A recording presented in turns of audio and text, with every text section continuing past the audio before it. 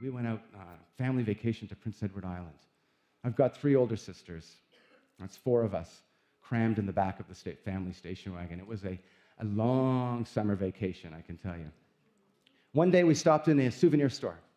We went in and I found a little trinket I loved. I had to have it. It was a vial of PEI sand, red sand, white sand, black sand, little cork on top. It was 39 cents.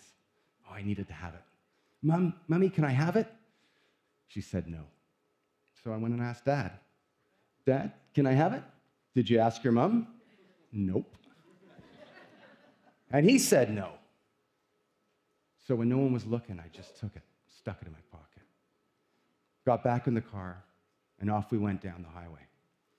But then I had a real 5.5-year-old's problem. I needed to see it badly. Just the one glimpse, just one.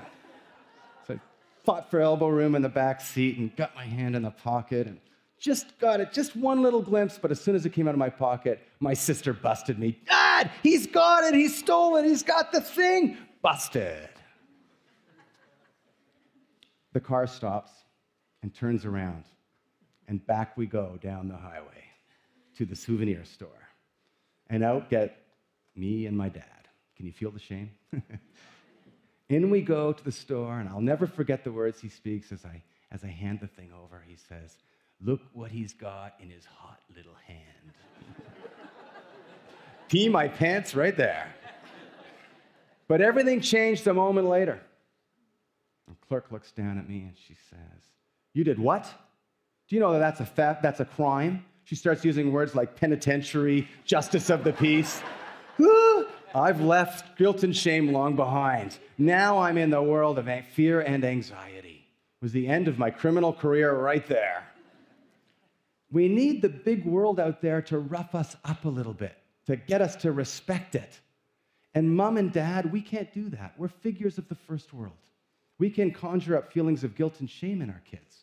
But for our kids to go out into the big world out there, the second world needs to deliver these little blows every bit along the way. When my own son was around 5.5, he went off to Honest Ed's, ironically, as it turns out. And when he came back and we discovered that he'd stolen Tic Tacs, orange Tic Tacs as I recall, we got back in the car, Sam and I, we headed down to Honest Ed's, and he got up to the clerk he had his allowance jar to pay for it or to give it back, whatever. It was too much for him, and he started to cry. And you know what the clerk said to him? She said, "Oh, sweetie, you can keep the Tic Tacs." She didn't do what I needed her to do. I needed her to be an external authority figure in that moment. She needed to, in a sense, let him know that this was a serious thing. She needed to make him appropriately anxious about his misdeeds. That we actually need the external world to deliver its blows a little bit at a time. We tend to get this right when our kids are very young and they're learning about the physical world. When they trip over a crack in front of us in the park and we can see they're fine, but they're looking at us like, gravity, they're freaking, right? What do we do as a parent? Well, it's interesting. Most parents intuitively, what you probably do and have done, if you've raised kids at that age, we say, "Oh, ouch." We let them know we get it. We show with our body and our voice, "Oh, ow." But we also minimize it. We don't finger wag. We don't say, "Okay, no coming to the park until you've memorized where all the cracks are." We don't rehearse running. "Okay, left, right, left, right." No, none of that. We treat it as a normal part of learning. And of course, because gravity's always on duty, ready to deliver the blow, our kids learn to respect physical reality real fast.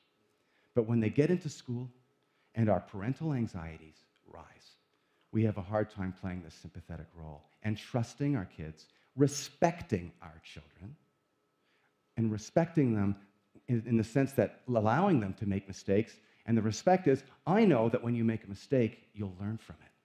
And when you learn from it, you'll learn to be slightly wary of the big world out there.